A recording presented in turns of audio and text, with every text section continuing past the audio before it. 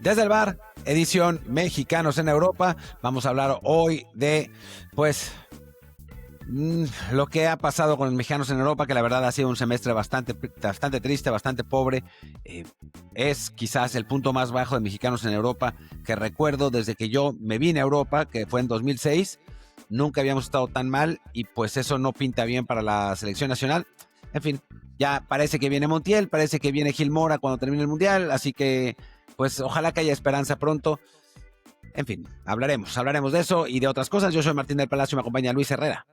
¿Qué tal, Martín? Barra del bar, barra VIP en Patreon, patreon.com/, desde el bar POD. Porque, ¿qué creen? Como estamos en periodo vacacional, pues tenemos que primero asegurarnos de cumplir con los suscriptores y hoy es episodio efectivamente para Patreon, aunque antes estaremos platicando de varios temas también aquí en Spotify, Apple Podcast, YouTube y demás plataformas. Y como siempre les digo, por favor, suscríbanse, sí, primero que nada en Patreon por apenas son que $6 y si quieren la gratuita, pues en Apple Podcast, Spotify, YouTube y déjenos saludos, comentarios, preguntas, todo lo que se les antoje, como hicieron, por ejemplo, a raíz de los episodios recientes. Alon dice, le han tirado mucho a la cantera de Pumas últimamente. Sin embargo, apunta a que habrá 3 canteranos de Pumas en la lista para el Mundial, Gallardo, Lira y Johan. ¿No será también que los buenos prospectos, como los ya mencionados, se están vendiendo muy rápido y no llegan a tener impacto en Pumas? Antes, los Beltrán, Lozano, Castro se iban más maduros, cuando ya había un Héctor Moreno, un Pablo Barrera o un Efraín Juárez listo. A ver, creo que sí y no. O sea, en parte tiene razón. Antes de esa época, Sí. los prospectos se iban incluso más jóvenes, ¿no? O sea, era cuando termina el Mundial 86, se van todos, después los Luis García, García Aspe, ¿quién más de esa generación? David Claudio. Patiño, Claudio, etcétera. Bueno, quizás no más jóvenes, sí tienes razón con que un poco más consagrados. Pasa que si dejamos de mencionar a esos, que sí está bien y todavía siguen, Gallardo tiene ya más de 30, Eric ya debe tener 25, 26, Johan Vázquez por ahí, 27, 28. Hacia abajo, la caballada está flaquisísima. O sea, creo que ese es el problema fundamental, ¿no? Ese fue el último como jalón de la cantera.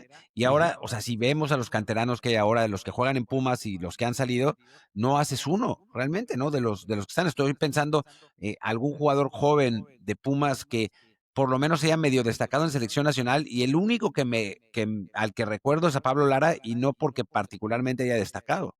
Sí, la verdad es que, o sea, hablamos de que sí, serán 3 canteranos Pumas, aparentemente, en la lista de selección, si no hay nada raro, pero es uno, ha salido uno en cada ciclo, ¿no? O sea, Gallardo está desde el ciclo de Osorio en 2018, Johan apareció en el anterior para 2022 y ni siquiera jugó entonces, ahora Lira que ha aparecido y ya ha sido ya que se fue a Cruz Azul, que le han empezado a mirar para el tema de selección. La verdad es que uno esperaría que no solamente fueran esos 3 que han surgido en un lapso de 8, 10, 12 años, sino también esa segunda categoría de jugadores que, okey, no son quizá seleccionables A, pero que sí están teniendo impacto en primera división, que están teniendo impacto en Pumas, ¿no? Como mencioné en su día, ¿no? Los Israel Castro, los Javier Cortés, Eduardo Herrera un ratito, no me acuerdo si estaba también ahí, los Gerardo Galindo, y así, ¿no? Que no fueron jugadores de élite a nivel selección mexicana, pero por lo menos sí aportaron bastante en Pumas y después en sus clubes en la primera división. Ahora mismo la cantera de Pumas, la verdad es que sí está prácticamente borrada del propio primer equipo, al grado que lo comentábamos en el episodio de fichajes, pues ya Pumas está volviendo un club básicamente común y corriente que aspira a atinarle con los extranjeros y a rescatar mexicanos de otros clubes. Sí, y de tanto en tanto saldrá uno o dos jugadores que puedan tener participación, como Monroy, como Benevendo, pero tampoco es que ninguno de ellos sea la gran figura. De hecho, quizá el mejor jugador mexicano al que Pumas debutó, que es Jorge Rubalcaba, no es canterano. Ya. Lo encontraron en una preparatoria en Estados Unidos, que viene en el scouting ahí, y se dieron cuenta que podía ser profesional y entonces lo trajeron a México, pero tampoco es que Rubalcaba sea un jugador que digas, bueno, no, está rompiendo completamente la liga, ¿no? De hecho, se fue a Bélgica al Standard B y no la hizo ahí, se tuvo que regresar. Es que eso ya nos dice mucho, tanto de Pumas como de la liga, pero en este caso de Pumas, de que pues no pueden sacar jugadores, ¿no? Y la realidad es que los prospectos más recientes, como el Igualita Carreón y ellos, pues tampoco Sí, hicieron nada. sí, Entonces, no, no, no está han cuajado. complicado. Ahí está el tema de Pumas. Ahora hablemos un poquito de Chivas, porque este es un comentario que manda Eduardo González para ti, Martín. Es un comentario Para in mí, your face. Dice, les aclaro algo de los fichajes de Chivas. En Chivas están muy positivos de llegar a liguilla el próximo torneo y están pensando que la hormiga se vaya al Mundial. Es por eso que son dos incorporaciones como nueves. El caso de Sepúlveda y de la vuelta de Marín, ¿no? Aparte, Marín es un delantero de sacrificio, algo que Milito busca. En general, son buenas incorporaciones pensando que el torneo se va a jugar al final sin seleccionados. Por eso es, Martín, porque no van a tener tres, sino solo dos nueves en la liguilla. A ver, no estoy seguro de ello. Tiene lógica, ¿eh? Sí, Tiene lógica. Yo no estoy seguro que solo tengan 2 nueves en la liguilla. O sea, hoy me parece que si la lesión de Santi no es tan grave y se recupera con los plazos que dicen que se va a recuperar, entonces los 3 delanteros hoy de la selección son Raúl Jiménez, Santiago Jiménez y Germán Berterame. O sea, ujú, creo que eso está claro. La hormiga se puede colar, sí se puede colar. Que Chivas tome provisiones por si eso sucede, también me parece bien. O sea, tiene razón, exacto, tiene razón. exactamente. Yo lo que no estoy seguro es que la hormiga termine colándose al Mundial. Sí, pero sí es eso, ¿no? Creo que por eso Chivas tiene un director deportivo y nosotros somos podcasters, porque no vimos más allá. Y mira que deberíamos, porque por el Fútbol Manager nos tocaba cuando jugábamos o jugamos todavía hacer planeaciones a largo plazo. Sí, Pero sí creo que, pero en el Fútbol Manager no puedes programar que haya una concentración de jugadores mexicanos y que no puedan utilizar seleccionados en la liguilla, entonces, pues, exacto, no la vimos venir. exactamente. Ahí fue donde nos falló el manager. Habrá que pedirles que corrijan ese detalle de cada 4 años. Pero bueno, ahí está el tema.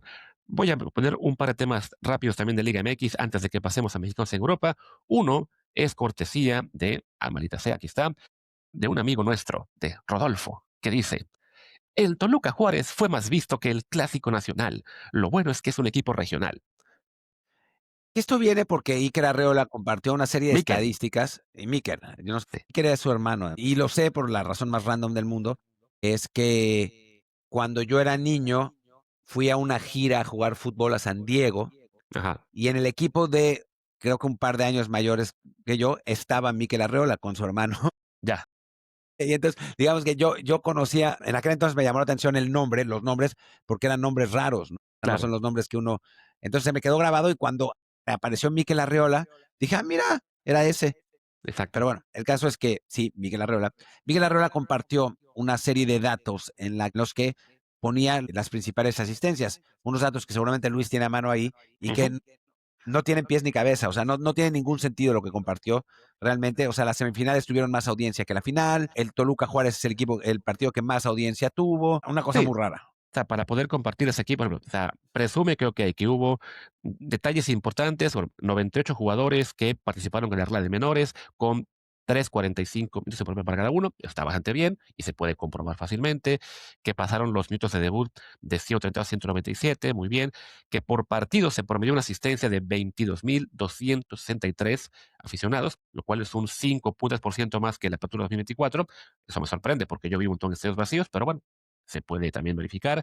En total, 3,74 millones de personas fueron a partidos en el torneo, 29 debuts, 507 goles, que se promedieron ya 3 por partido, que incluso más que la MLS, League One, Premier League, etcétera. Pero bueno, el detalle que sí llama mucho la atención es que dice que los partidos más vistos del año, bueno, del torneo, fue el máximo, la semifinal de vuelta, Toluca-Monterrey con 7 millones de espectadores, después la vuelta del Tigres Cruz Azul con 6,91 y en tercer lugar, la vuelta de cuartos de final, Toluca-Juárez con 6,02 millones de aficionados y ya me voy rápido, el cuarto lugar, Cruz Azul Chivas, también vuelta de cuartos, 5,42, y el clásico América Chivas de la jornada 8, 5,28. Entonces, mucha gente se enganchó de que, bueno, pero es que un Toluca Juárez fue en liguilla y otro fue un clásico de la temporada regular. Tiene sentido que los partidos de liguilla sí tengan más audiencia que un clásico incluso en temporada regular. Lo que no se sostiene es que nos digan que las dos semis tuvieron más audiencia que una final que estuvo muy competida, que se fue a tiempo extra, a penales, que fue de lo mejor que hemos tenido, sobre todo en emoción, ¿no? De no saber quién va a ganar prácticamente desde el primer tiempo, y luego que incluso en cuartos de final, un Toluca Juárez que estaba ya medio resuelto y que tenía en el campo a un equipo de muy baja convocatoria como es el Juárez, le ganó a partidos de ese mismo día que tenían América Monterrey y Cruz Azul Chivas. Sí, no tiene sentido. De verdad no tiene sentido. Era una serie casi definida. Yo creo que ahí hay algún error y que no debe tomarse en serio, ¿no? Normalmente cuando este tipo de datos parecen equivocados es que lo están. no es que, hay una razón oculta por la que el Toluca Juárez tuvo más aficionados, perdón, espectadores, porque pasó en el canal 5 y los otros pasaron en el canal 13 y entonces, normalmente cuando pasan estas cosas los datos simplemente están mal, hay un error y le sorprendería que Mikel Arriola haya sacado un gráfico con datos mal, la verdad a mí no. Es que a mí tampoco. Insisto, aquí no se trata de que estemos demeritando que al Toluca o que tenga menos afición, pero sí, no es lógico pensar que partidos en específico como Toluca Juárez, que le gane el mismo día, en la misma ronda, con mayores, o sea, con un duelo más parejo que fue el América con Monterrey o el Cruz Azul Chivas, no se sostiene que haya ganado esta serie el Toluca Juárez, ¿no? Ni siquiera que la final tuviera menos aficionados viéndola que las semis. Sobre todo, uno puede pensar, bueno, pero es que la de Cruz Azul tenía Cruz Azul, entonces ya luego en la final solo eran dos equipos regionales. Bueno, pues como explicas que el Toluca Monterrey sí le gana también al Toluca Tigres, ¿no? Son datos muy raros que desafortunadamente, pues sí, se compra todo en un gráfico nada más para Twitter. Sería bueno que publicaran un estudio más grande, datos más detallados de realmente cuánta gente vio los partidos, cómo se midió, si realmente hay ese tipo de números extraños. No, es que a lo mejor, bueno, fue porque este partido iba por únicamente tele de paga y este fue en abierto, este partido fue a una muy buena hora y este ya cayó muy nocturno, algo así, ¿no? Que lo explique. Pero bueno, último tema de Liga MX, y este va a ser muy cortito. Gracias por todo, Javier Aquino. Firma @Somos Tigres. Bueno, y en realidad es un tuit que sacó Luis de la cuenta de Tigres, Ujú. De la de fans. Una de fans, no la oficial. porque se armó un gran desmadre sobre la salida de Javier Aquino, ¿no? Aquino que dice que Tigres no le avisó que iba a ser despedido del equipo, que le hablaron por teléfono para informarle, y del otro lado, medios relacionados a Tigres diciendo que desde octubre se sabía que Javier Aquino iba a dejar la institución. Incluso hay quien dice que él mismo lo había pedido y después se arrepintió y que después eso cambió de opinión, que hizo pataleta, que no quiso salirse y que ahora pues nada, que es un berrinche sin sentido, ¿no? Aquí, la neta, está bien difícil saber. Sí, estoy viendo que ya la cuenta de Tigres ayer sí ya empezó a sacar un montón de gráficos y tweets por Javier. Gracias, multicampeón. Gracias, Javier. Hasta video le hicieron y todo. Pero sí, pues fue algo que llamó mucho la atención la semana pasada también porque no había muchos temas en el fútbol mexicano. Primero sí, no se anuncia, ok, la salida de un jugador que estuvo 10 años ahí, que fue campeón muchas veces, que fue una pieza muy importante. Desde fuera lo podíamos entender como, ok, sí, ya es más veterano, ya Jesús Garza le ha quitado el puesto. Es un poco, digamos, cruel el fútbol, pero tiene lógica que si eres un equipo que quiere seguir compitiendo, pues a veces toca decirle adiós a tus leyendas antes de que ellas quieran irse, ¿no? Pero sí, la forma en la que explicó Javier Aquino su versión de que no, pues que simplemente le dieron largas y que ya se esperaron hasta el final del torneo para decirle que no y que todo fue por una llamada telefónica, y eso es lo que en teoría le deja a él muy molesto, sobre todo considerando que el entrenador es alguien que fue su compañero de vestidor también por muchísimos años. Pues sí, eso que causó esa polémica y también pues mucho la división de los aficionados de propio Tigres, ¿no? Por uno sí, por un lado, unos cuantos apoyando a Javier y diciendo, sí, es leyenda, tiene que tratársela mejor, y otros muchos, como harían también muchos en otros clubes, de inmediato diciendo que como él ya está fuera, me vale gorro lo que pase con él, yo voy a defender a mi entrenador, yo voy a defender a mi directivo, tú, Javier, ya vete a volar. Y dices, a ver, está bien que sí, que el que se queda es el entrenador, el que se queda es el directivo, pero sí se puede tratar con un poquito más de respeto a un jugador que fue eso, ¿no? Un ícono de tu club por una década. Sí, sí, la verdad es que sí, aunque si de verdad le habían dicho que estaba fuera de los planes desde octubre y Aquino se había negado a creerlo, pues tampoco tendrías por qué decirle más, ¿no? O sea, si yo te digo, Luis, pues en diciembre se acaba tu contrato de Desde el Bar y pues ya en diciembre, pues, gracias, pero voy a poner a un canterano joven de Desde el Bar. Se viene Luis Friedman a Desde el Bar y en diciembre cuando se acaba tu contrato me reclamas públicamente, es que Martín me despidió desde el bar y me habló por teléfono para decirme, cuando yo te había dicho desde octubre, pues tampoco Sí, tiene mucho sentido, ¿no? claro, que dado que por un lado la versión de Javier viene de voz propia en entrevistas públicas y la versión de que le dijeron antes viene de los insiders amigos del club, le creo más a Javier. Sí, pero ¿sabes que en el grupo que tenemos de WhatsApp, Sí. ya había gente que había dicho que Javier Aquino se iba a ir de Tigres? Ujú.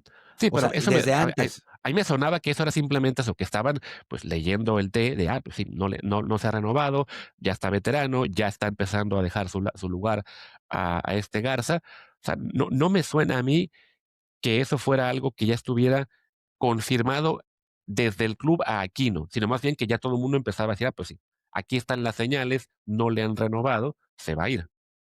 Sí, a mí, a ver, yo creo que las formas pudieron ser mejores y yo creo que la verdad debe estar a la mitad, ¿no? O Sí, sea, yo creo que le deben haber dicho a Aquino, oye, ¿sabes qué? Pues ve buscando equipo porque seguramente no entras en planes, ¿no? Y Javier Aquino entendió seguramente como, pues si juego bien, entonces me van a renovar. Y Tigres entendió, o Culebro entendió como, ya lo mandamos a la chingada, ¿no? Y entonces claro.